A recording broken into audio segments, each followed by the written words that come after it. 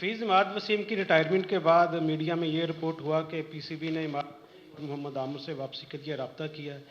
PCB की तरफ से ऑफिशियल अभी तक इस बारे में कोई चीज़ सामने नहीं आई, क्या कहेंगे इस बारे में? देखें, मैंने आपको बताया कि एज ए टीम डायरेक्टर जब मुझे ये रोल मिला तो जो सेंट्रल कॉन्ट्रैक्टेड प्लेयर थे वो तो अवेलेबल हैं ही, लेकिन जो नॉन सेंट्रल कॉन्ट्रैक्टेड कुछ प्लेयर थे उनको मैंने खुद कॉल की। उसमें इमाद भी थे क्योंकि उन्होंने साइन नहीं किए थे। ही इज़ बीन ऑफर्ड लेकिन उन्होंने साइन नहीं किए थे।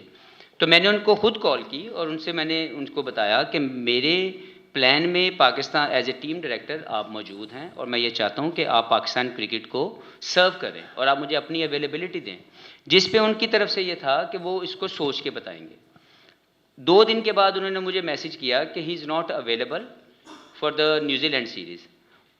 इतने मैसेज के बाद उन्होंने अगले 2 दिन के बाद उन्होंने रिटायरमेंट अनाउंस कर दी। सबसे पहले तो मैं इमाद के लिए बहुत दुआगो हूँ कि उन्होंने पहले तो उनकी मैं सर्विसेज को एक्नॉलेज करना चाहता हूँ कि उन्होंने जितनी सर्विसेज पाकिस्तान के लिए दिए, हमें बहुत खुशी है कि वो पाकिस्तान के बेहतरीन सर्विसेज दे के गए। एक ईमानदार और बेहतर तरीके से उन्होंने अपनी एग्जीक्यूशन की, अपने टैलेंट की पाकिस्तान की रिप्रेजेंटेशन के लिए, जो कि मोस्ट इंपॉर्टेंट अचीवमेंट है कि आप अपने कैरियर के अंदर कोई भी ऐसी आपसे गलती ना हो जाए या कोई ऐसा काम ना हो जो पाकिस्तान की इंटेग्रिटी को डाउन करे। तो ये इमाद की एक बहुत बड़ी अचीवमेंट है और मैं उनको प्रेज़ करता हूँ उनके कैरियर के ऊपर और उनके लिए दुआगो हूँ कि वो यहाँ से जो भी अगला उनका जो ज़िंदगी के जो फ्यूचर प्लान्स हैं उसमें वो बहुत कामयाब हों। दूसरा, ज़रूर इसी तरह आमिर की आप बात कर रहे हैं तो मैंने खुद आमिर को कॉल की और मैंने उनसे रिक्वेस्ट की कि ये अगर आप चाहते हैं कि पाकिस्तान आप खेलना चाहते हैं तो सबसे पहले आप अपनी रिटायरमेंट वापस लें, आप दोबारा डोमेस्टिक सर्किट में जाएं, वहाँ पे परफॉर्म करें, वहाँ से सिलेक्शन कमेटी आपकी परफॉर्मेंस की बेसिस पे आपको सिलेक्ट करेगी और जब आप हमारे पास आ जाएंगे पाकिस्तान टीम में तो आई अश्योर यू कि you will be given equal opportunity like others. कहीं पे भी कोई तकलीफ नहीं होने वाली। उन्होंने इसके ऊपर मुझे ये बोला कि ही ऑलरेडी मूव्ड ऑन, उनकी लाइफ के अंदर जो भी उनके ज़िंदगी की जो प्रायोरिटीज़ हैं या जिनको उनको लगता है कि उनकी ज़िंदगी क्योंकि बदल चुकी है और पिछले कुछ अरसे में उन्होंने अपने लिए जो फैसले किए हैं उसी के मुताबिक चलना चाहते हैं, जो कि we all have to respect कि अगर किसी इंडिविजुअल की अपनी ज़िंदगी के कोई फैसले हैं तो हमें उसको रिस्पेक्ट करने की ज़रूरत है। तो उन्होंने भी यही बोला कि वो अपने आप को इंटरनेशनल लीग्स में अपने आप को ज़्यादा बेहतर वो समझते हैं कि वो ज़्यादा रोल प्ले कर सकते हैं, वो दोबारा बैक टू स्क्रैच नहीं जाना चाहते। That is his obviously decision और हमें उसको रिस्पेक्ट करने की ज़रूरत है। तो मैंने बड़ा क्लियर मैसेज ये दो और इसके अलावा भी कुछ प्लेयर मुझे जो लगे कि उनको मैंने कॉल किया है और मैंने उनको बताया है कि आप हमारे लिए फुल हमारे प्लान में हैं, लेकिन you have to get into the system, you have to perform in domestic cricket. आप अगर वहाँ पे अपने आप को अवेलेबल नहीं करेंगे तो आपको घर से बुला के पाकिस्तान की प्राइड नहीं मिलेगी। You need to get involve with the Pakistan cricket, you need to compete in the system. वहाँ से आप अपनी परफॉर्मेंसेज दें, सिलेक्टर आपकी परफॉर्मेंसेज को जज करेंगे और उसकी बेसिस पे आपको सिलेक्ट किया जाएगा। तो मेरे as a team director plan के अंदर वेरी क्लियर ये चीज़ है और मैं सबको बताता जाऊँ कि मैं हर एक बंदे को क्लियर कम्युनिकेट करूँगा। अगर उसकी कम्युनिकेशन का जवाब मेरे पास आएगा तो डेफिनेटली मैं उसको उसी के मुताबिक कंसिडर करूँगा। लेकिन अगर किसी की भी इंडिविजुअल जो है वो डिसीजन है तो वो उसका अपना इंडिविजुअल डिसीजन है, हमें सबको उसकी रिस्पेक्ट करनी चाहिए। मैं ज़का अशरफ साहब का बहुत शुक्रिया अदा करता हूँ कि उन्होंने एक ज़िम्मेदारी मुझे दी कि मैं as a team director Pakistan की सर्विसेज दे सकूँ और मेरी एबिलिटीज़ जो हैं वो इंशाल्लाह परफॉर्मेंस के साथ नज़र आएंगी। और मैं बस यही चाहूँगा कि इसके अंदर मेरी तरफ से भी बहुत सी चीज़ें आप तक क्लैरिटी के साथ पहुँचेंगी, because media is always a part of Pakistan cricket. आप लोगों की तनकीद जो है मैं उसका भी जवाब दूँगा और अगर पाकिस्तान टीम इंशाल्लाह ताला with the right framework, with the right process अगर हम लोग कामयाबियां हासिल करें तो मैं चाहता हूं कि आप भी अपना जो हमेशा की तरह पॉजिटिव रोल है वो प्ले कीजिएगा। इस टूर के हवाले से it's a really exciting opportunity for everyone कि एक चैलेंजिंग कंडीशन के अंदर जाके हमने परफॉर्म करना है, which is always give you a boost as a team और हम सब इसके लिए बिल्कुल तैयार हैं। हम लोग चाहते हैं कि हम चैलेंज हों एज ए टीम और ये बहुत अच्छी चीज़ है जो मैंने ऑब्ज़र्व की है during the last 6 days of the training camp.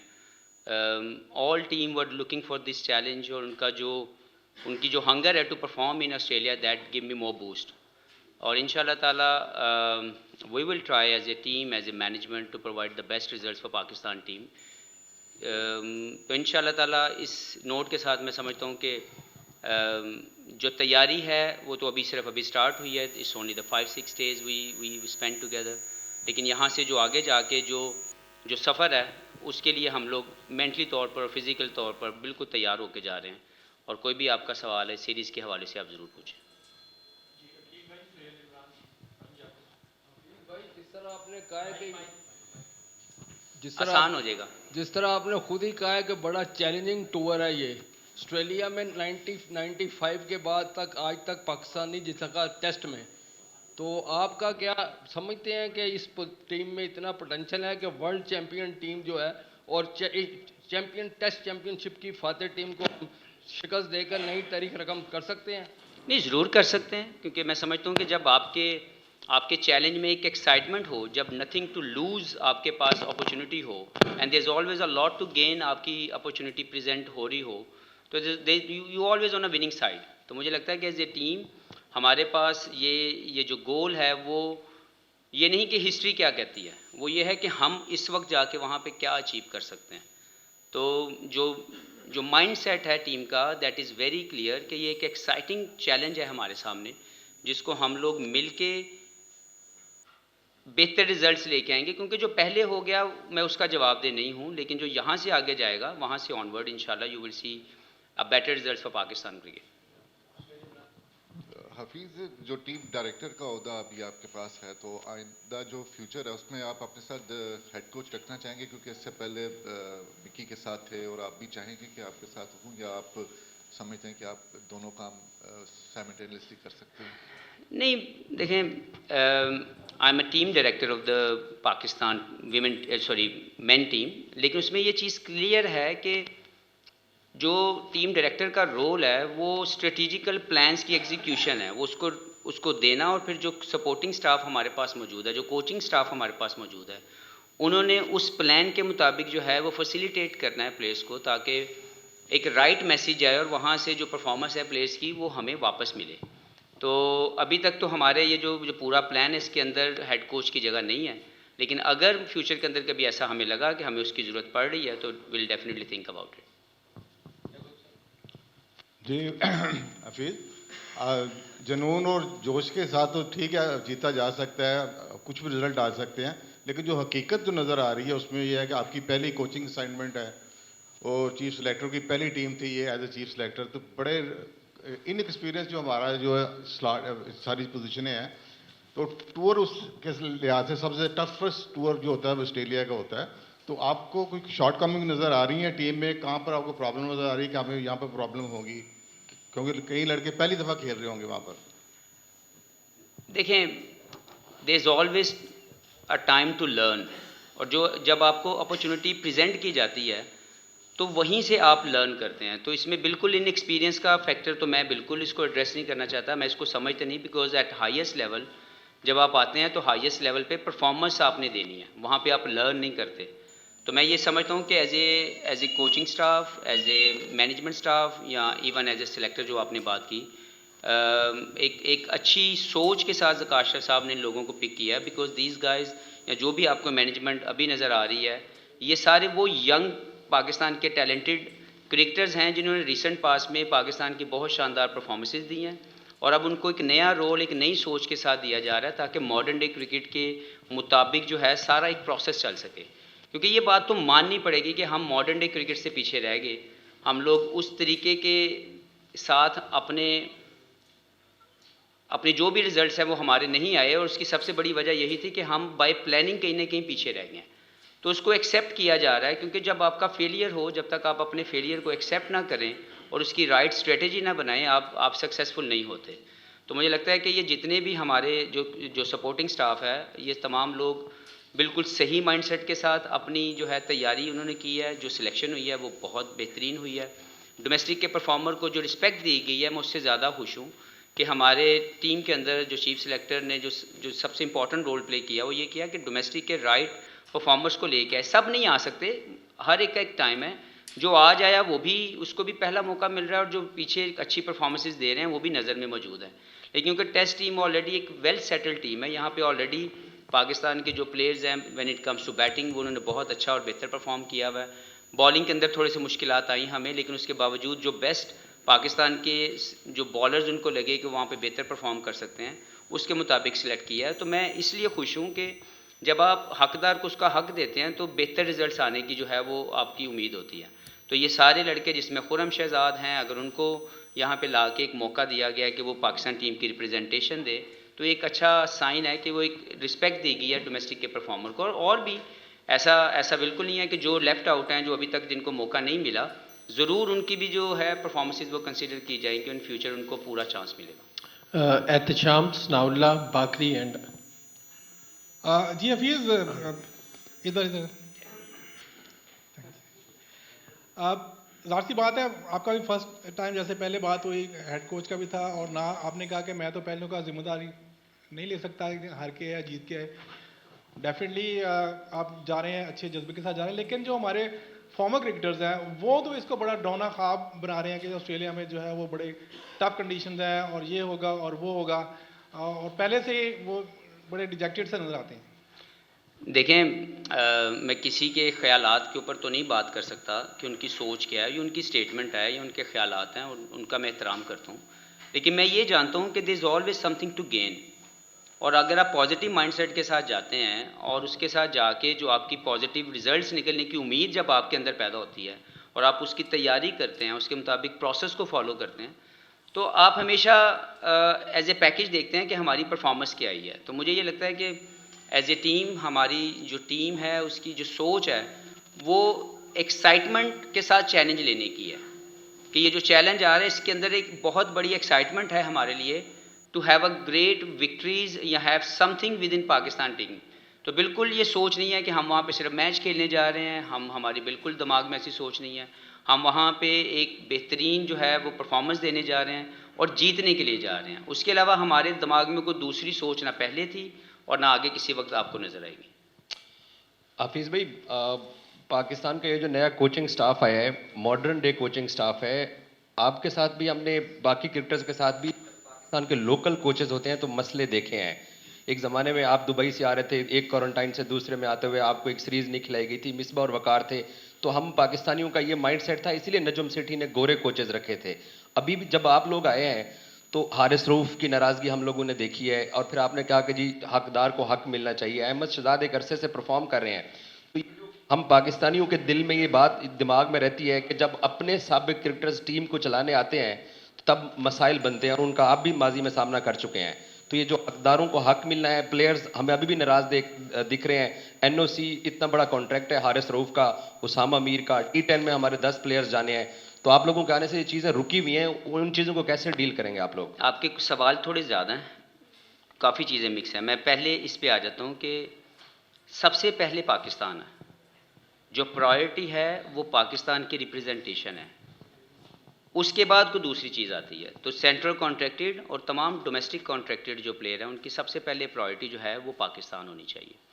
अब एनओसी पॉलिसी की आपने बात की, वो ज़रूर हम लोग मिल के बैठ रहे हैं और हम बहुत जल्दी एक सही प्लान सब तक पहुंचा देंगे कि एनओसी पॉलिसी सब तक बाहर जो है वो दे दी जाएगी मीडिया के अंदर भी, और लोगों को भी बता दिया जाएगा ताकि सबको पता हो कि इस एनओसी पॉलिसी के मुताबिक जो है वो आगे मैनेजमेंट आनी है। दूसरा आपने बात की कि पाकिस्तानी स्टाफ जब आता है तो शायद कोई आपको फील हो रहा है या ये आपको लगता है कि वो हार्ड डन करता है पाकिस्तानी प्लेयरों को।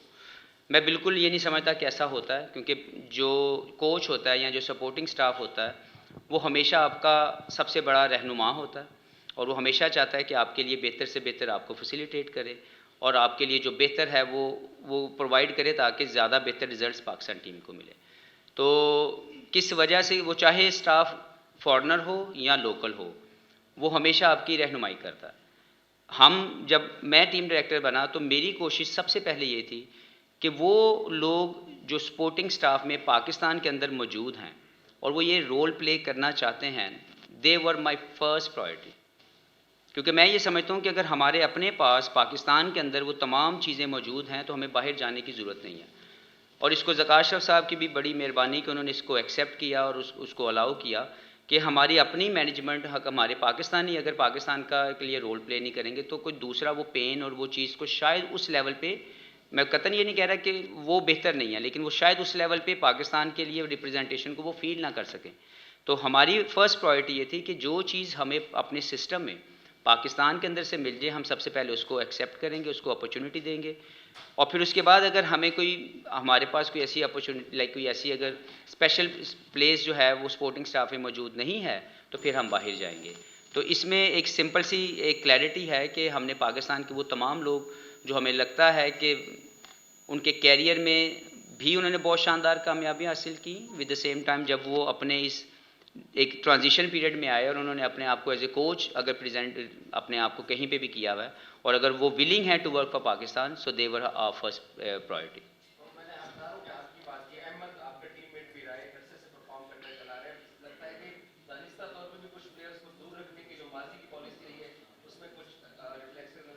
नहीं, बिल्कुल ऐसा नहीं होगा। I will be very clear to each and everyone, क्योंकि मेरे ऑपरेशन के अंदर जो सबसे पहली चीज़ होगी वो कम्युनिकेशन है।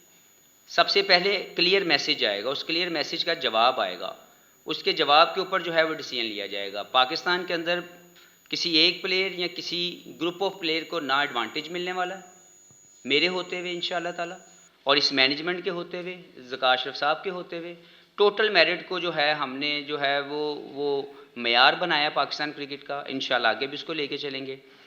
देखें, पाकिस्तान टीम के लिए परफॉर्मेंसेस डोमेस्टिक लेवल पे बहुत शानदार लोग दे रहे हैं, हर एक को मौका उसी दिन नहीं मिल सकता। You have to wait, you have to earn. It could be like, हो सकता है कि जिसने आज परफॉर्मेंस की है, जैसे आप अहमद की बात कर रहे हैं, या बहुत से लोग फरहान की मुझसे बात कर रहे हैं, या किसी और जो फास्ट बॉलर्स उनकी बात कर रहे हैं, जाहिद महमूद की मुझसे बात की गई है। They are all in mind के यार वो हमारे लिए कहाँ कहाँ कैसे कैसे फिट इन हो सकते हैं। लेकिन जो प्लेयर इस वक्त अवेलेबल हैं, ये भी हमारे पाकिस्तानी हैं, ये भी परफॉर्मर हैं। अगर आप बात कर रहे हैं अगर अहमद शहजाद की, तो ओपनर हमारे पास अब्दुल्ला शफीक हैं, इमामुल हक है, Saim Ayub is exciting talent, जिनको हमें लगता है कि उनको पॉलिश होने की ज़रूरत है। अपने साथ उनको रखा गया है ताकि वो ज़्यादा से ज़्यादा कंडीशनल वे में जो है वो यूज़ टू हों, और जब भी खेलें पाकिस्तान के लिए परफॉर्म करें। तो एक सेटल टीम के अंदर जगह बनाना हमेशा एक प्रोफेशनल ग्रोथ जो है उसकी निशानदेही करता है कि जो वेट कर रहा है वो भी परफॉर्मर है, लेकिन जो खेल रहे हैं वो भी परफॉर्मर है। तो इस तरह एक जो प्रोफेशनल कंपटीशन है उसको समझने की ज़रूरत है। कोई भी लेफ़्ट आउट नहीं है। जो परफॉर्मेंस कर रहा है उसको इंतज़ार अगर करना पड़ रहा है तो वो अपने उस इंतज़ार का पॉजिटिवली इंतज़ार करे।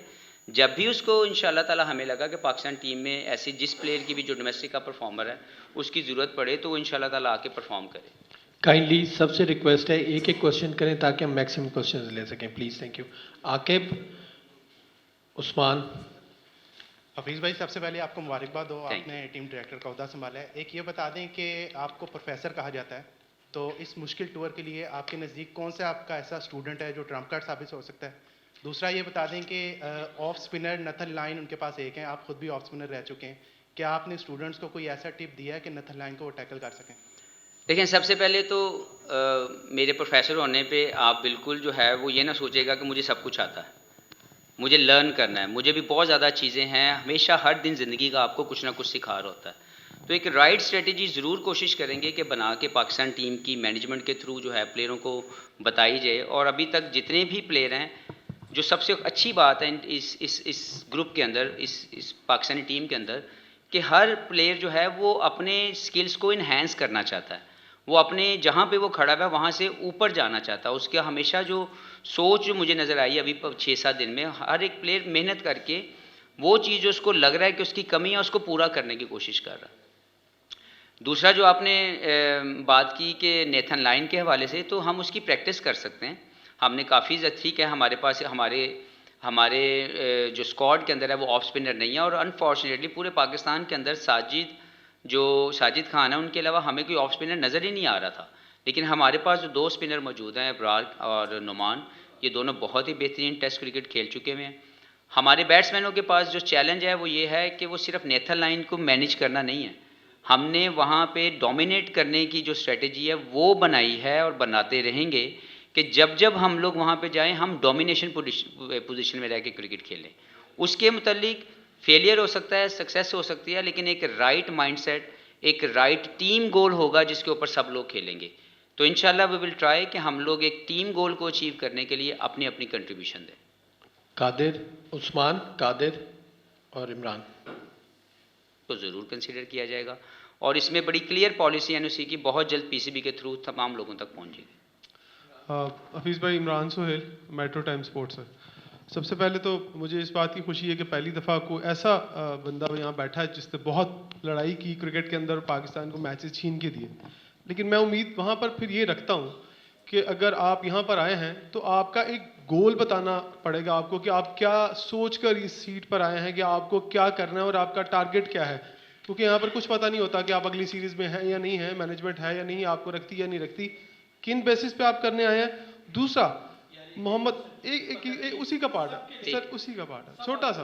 दूसरा, आपने कहा कि प्लेयर्स आपकी इसी टीम में बहुत सारे ऐसे प्लेयर हैं जो डोमेस्टिक नहीं खेलते, जो पाकिस्तान का सबसे बड़ा सेटबैक है, और कंटिन्यू करते हैं, परफॉर्म करें ना करें वो टीम के साथ रहते हैं। तो ज्यादती क्यों हो जाती है उन लोगों के साथ जो परफॉर्म करते हैं एक साल, अगले साल का इंतजार करते हैं, वो पता नहीं खेलते या नहीं खेलते, फिर वही लोग खेल रहे होते हैं जो पिछले 5-5 साल से खेल रहे होते हैं। इसको बदल पाएंगे आप? जी, सबसे पहले तो जो गोल की बात करते हैं तो पाकिस्तान टीम के लिए जो गोल है एज ए टीम डायरेक्टर, वो बहुत सिंपल और बहुत आसान लफ्ज़ों में ये है कि पाकिस्तान टीम ने मॉडर्न डे क्रिकेट के मुताबिक अपनी जो क्रिकेट है वो खेलनी है और उसमें कामयाबियों के लिए जो टीम गोल है उसको फॉलो करना है। और जब हम टीम गोल फॉलो करेंगे तो रिज़ल्ट्स बेहतर आएंगे। तो इंशाल्लाह सबसे पहले तो आपको जो मेरा गोल है यहाँ पे आके, वो पाकिस्तान के क्रिकेटर से मैक्सिमम उनकी परफॉर्मेंसेस को पाकिस्तान के लिए इस्तेमाल करना है सबसे पहले, ताकि पाकिस्तान जितनी ज़्यादा सीरीज़ जीतेगा, जितने ज़्यादा मैचेस जीतेगा, जितने ज़्यादा टूर्नामेंट जीतेगा, वो पाकिस्तान की कामयाबी है। वो मेरा एक गोल है जिसको मैं लेके आया हूँ। और दूसरी मैं बताता चलूँ कि देखें, मैं यहाँ पे जॉब करने नहीं आया, मैं सर्विस देने आया हूँ। मैं ये सोच के आया हूँ कि मैंने पाकिस्तान क्रिकेट की जो भी इस वक्त की मौजूदा सूरत हाल है, इसको बेहतर करने की अपनी हम्बल कैपेसिटी में कोशिश करनी है। और उसमें मैं अकेला कुछ भी नहीं कर सकता जब तक जो मैनेजमेंट है, पूरा पाकिस्तान के जो फैंस हैं जो हमेशा पाकिस्तान को बहुत ज़्यादा सपोर्ट करते हैं, मीडिया का रोल बड़ा इंपॉर्टेंट होगा कि अगर कहीं पे गलती या कोई ऐसी चीज़ है कि हमसे अगर गलती हो रही है तो उसकी निशानदेही की जाए। और उसकी निशानदेही के अंदर हमेशा जो है आपको सीखने का मौका मिलता है, क्योंकि ये हो ही नहीं सकता कि इंसान ये सोचे कि सब चीज़ें उसकी जो है वो ठीक हो रही हैं। तो मैं ये चाहूँगा और बार बार मैं इसको तो आपको कहूँगा कि आप कंस्ट्रक्टिव जो है क्रिटिसिज्म उसको ज़रूर करें, मैं उसको सुनूंगा, उसका जवाब दूंगा, क्लियर आपको मैसेज दूंगा। गोल मोल बात करने का ना मैं पहले कभी अपने कैरियर में मेरी आदत है, ना मैं आगे इसको लेके जाऊंगा। दूसरी चीज़ जो आपने मुझसे कौन सी बात की थी प्लेयरों के हवाले से, जी मैं उसी की तरफ आ रहा हूँ। देखें, मेरी अपनी समझ के मुताबिक, और मैं इसकी ऊपर मैं बड़ा स्ट्रांगली अपनी स्टेटमेंट भी दे चुका हूँ, और इंशाल्लाह ताला जो बाकी जो लोग हैं जो इस पॉलिसी को बनाने में अपना जो है वो मेंबर हैं, उनकी तरफ से भी यही राय है कि हमने पाकिस्तान की रिप्रेजेंटेशन को प्रायोरिटी के ऊपर रखना है और पाकिस्तान की डोमेस्टिक के अंदर क्रिकेट खेलने की जो ज़रूरत है उसको सबसे पहले प्रायोरिटी के ऊपर लेके आना है। Red ball cricket is the most important cricket, जिसकी वजह से पाकिस्तान के जो प्लेयर हैं जो अभी अनफॉर्चुनेटली हमें नज़र आ रहे हैं कि बहुत ज़्यादा प्लेयर रेड बॉल क्रिकेट से दूरी कर रहे हैं या उसको नहीं खेलना चाह रहे। हमें उसकी तरफ वापस लाने के लिए कुछ इकदाम करने पड़ने हैं। उसमें शायद किसी को लगे कि वो हार्श है, लेकिन that is the important part for Pakistan cricket कि अगर हमने पाकिस्तान की क्रिकेट को बचाना है और हमारी प्रोडक्ट जो जिसको हम प्रोडक्ट की शक्ल में देखना चाहते हैं, जब तक वो रेड बॉल क्रिकेट अच्छी नहीं खेलेंगे तब तक वो कोई भी क्रिकेट नहीं खेल सकेंगे। क्योंकि जो लंबी दौरानिए की क्रिकेट है वो हमेशा आपकी बेसिक्स ऑफ द गेम को पॉलिश करती है। और मैं ये चाहूँगा और इंशाल्लाह हमारी स्ट्रेटेजी के अंदर ये शामिल है कि हमने रेड बॉल क्रिकेट और लंबी क्रिकेट खेलने वाले प्लेयरों को ज़्यादा से ज़्यादा प्रमोट करना है और उनको ज़्यादा से ज़्यादा मौके देने हैं। और अगर कोई इससे पहले यहाँ से दूरी इख्तियार कर गया है तो उसको दोबारा वहाँ पे वापस लेके आना ताकि उसका खेल जो है वो बेहतर हो सके। प्लीज़ रिक्वेस्ट है, प्लीज़ एक एक क्वेश्चन करें क्योंकि बाकी यार मैं भी भूल जाता हूँ यार, थोड़ा सा एक ही रखो। हेलो हफीज़ भाई, शकील खटक हेयर शकील है, नईम भाई आप हैं और उसके बाद उसामा। हफीज़ भाई, आपने कहा कि आप क्योंकि टीम डायरेक्टर हैं, स्ट्रेटजी डिज़ाइन करते हैं और अपनी जो स्ट्रेटजी है वो कोचेस के साथ डिस्कस करते हैं, जिसके बाद आप उनको इम्प्लीमेंट करते हैं और ये बड़ा इंपॉर्टेंट रोल है। माजी में हमने देखा कि जब टीम जीतती है तो फिर सारे उस टीम का जो जीत का है वो क्रेडिट भी लेते हैं, लेकिन जब टीम हारती है तो फिर सिर्फ कप्तान को ही मुर्द इल्ज़ाम ठहराया जाता है या फिर कोच को ज़्यादातर उसके ऊपर इल्ज़ाम लगाए जाते हैं और उसके बाद फिर हमने देखा है माजी में जो जो होता रहा है। तो अब पहले तो दुआ है कि पाकिस्तान टीम अच्छा परफॉर्म करे, लेकिन अच्छा परफॉर्मेंस अगर नहीं होती ऑस्ट्रेलिया में तो फिर इसकी जिम्मेदारी कौन लेगा? क्या आप सामने होंगे कि भाई ठीक है माई रिस्पॉन्सिबिलिटी है? देखिए, मेरे पूरे कैरियर में जब मैं प्लेयर था वो तो गुजर गया। एज ए मैनेजमेंट मैं बड़ा क्लियर बताता जाऊँ कि तमाम फेलियर की जिम्मेदारी लेने में सबसे पहले मैं खुद दूंगा। मैं अपना हाथ खड़ा करूंगा अगर अगर अगर फेलियर होगा, और जो क्रेडिट है वो मैं लेने वाला बंदा ना पहले था और अभी भी सारा क्रेडिट प्लेयरों का है। जब हम परफॉर्म करेंगे तो वो प्लेयरों के, जब वो अच्छी परफॉर्मेंस है तो क्रेडिट प्लेयरों का है। रिस्पॉन्सिबल बंदा ये बैठा हुआ है, कहीं भी आपको पीछे हटता हुआ नज़र नहीं आएगा। तो कोई भी अगर किसी भी सीरीज़ में या किसी भी जगह पे इस पूरे टोटल पाकिस्तान की क्रिकेट का अगर आपको कहीं पे भी फेलियर नज़र आए तो आपको सबसे पहले मोहम्मद हफीज़ नज़र आएगा और वो कहीं पे भी पीछे नहीं हटेगा। हफीज़ साहब को बहुत मुबारक हो टीम डायरेक्टर का ओहदा संभालने के लिए। दूसरा ये कि दौरा ऑस्ट्रेलिया पाकिस्तान के लिए हमेशा मुश्किल रहा है और हमने पीछे देखा कि पाकिस्तान की स्ट्रेंथ उसकी बॉलिंग लाइनअप रही है। तो इस दौरे में पाकिस्तान के पास हारिस नहीं है, नसीम शाह नहीं है, तो क्या समझते हैं कि उनके बगैर इस बॉलिंग लाइनअप के लिए कितने चैलेंजेस होंगे? देखिए, एक्साइटिंग चैलेंज है। मैं समझता हूँ कि मैं एक्साइटिंग चैलेंज इसलिए बार बार कह रहा हूँ कि हमेशा जब आप कुछ गेन करना चाहते हैं तो आपके अंदर एक एक्साइटमेंट आती है। हमारे जो फास्ट बॉलर्स हैं ये पाकिस्तान के, अगर नसीम किसी वजह लाइक वो अगर इंजर्ड हैं तो उनके जाने से कोई इतनी ज़्यादा मैं नहीं समझता कि आप सिर्फ एक बंदे को जब आप मैच हारें तो कह दें नसीम नहीं है तो इसलिए हम मैच आ रहे हैं। उसने अपना एक रोल प्ले करना है। जब भी इंशाल्लाह फर्स्ट ऑफ ऑल मैं विश करता हूँ कि जल्दी से रिकवर करें और पाकिस्तान के लिए दस्तयाब हों। दूसरा, अगर वो नहीं भी हैं तो सिर्फ हर फेलियर को उनकी गैर मौजूदगी के ऊपर डालना ठीक नहीं है। हर प्लेयर को जब अपॉर्चुनिटी मिलती है तो वो उसने डिलीवर करना है, और अगर किसी भी वजह से जो फेलियर अगर आ जाता है, अगर वो परफॉर्मेंस नहीं हुई तो अगले दिन दोबारा जाकर फिर कोशिश करनी है। तो इस टीम के अंदर एज ए बॉलिंग यूनिट मैं समझता हूँ कि बेहतर बॉलर मौजूद हैं और जो बेस्ट इस वक्त पाकिस्तान के सिस्टम में मौजूद हैं वो वो अल्हम्दुलिल्लाह वो टीम के साथ सिलेक्ट हुए हैं। कुछ प्लेयर हमने आइडेंटिफाई किए हुए हैं, उनके ऊपर ग्रूमिंग के ऊपर काम होगा। और इस कैंप के अंदर मैं आपको बताता चलूँ, जब हमने जो 18 का स्क्वाड सेलेक्ट किया था, हमने 7-8 बॉलर उसके अलावा भी बुलाए थे जिसमें फास्ट बॉलर भी थे और स्पिनर भी थे। उसका मकसद ही ये था कि हम उन लोगों को उनकी जो भी इश्यूज़ इस वक्त वो ऑन गोइंग इश्यूज़ है उसको आइडेंटिफाई कर सकें, उनको राइट सोल्यूशन प्लान दे सकें, ताकि जब भी वो हमारे पास आएँ, जब भी हमें उनकी ज़रूरत हो तो वो एक रेडी प्रोडक्ट बन के हमारे पास पहुँचें, which I am sure they will also work hard. लेकिन इस वक्त के स्क्वाड के अंदर जो जो अभी ऑस्ट्रेलिया टूर के लिए जा रहा है, मेरी बहुत स्ट्रॉन्ग जो है वो गट फीलिंग है कि ये वाली बॉलिंग लाइनअप ज़रूर वहाँ पे जो है वो जीतने वाली जो है वो परफॉर्मेंस देगी। और 20 विकेट जब आप लेंगे तो आपके पास जीतने के ज़्यादा चांसेस हैं। तो मुझे लगता है कि हमारी इस बॉलिंग के अंदर वो तमाम चीज़ें मौजूद हैं। मोहम्मद हफीज़, बहुत अच्छी बात है पाकिस्तान क्रिकेट बोर्ड की कि इंडिजिनस कोचिंग रिसोर्सेज जो हैं उनके ऊपर भरोसा किया है और उनको मौका दिया है।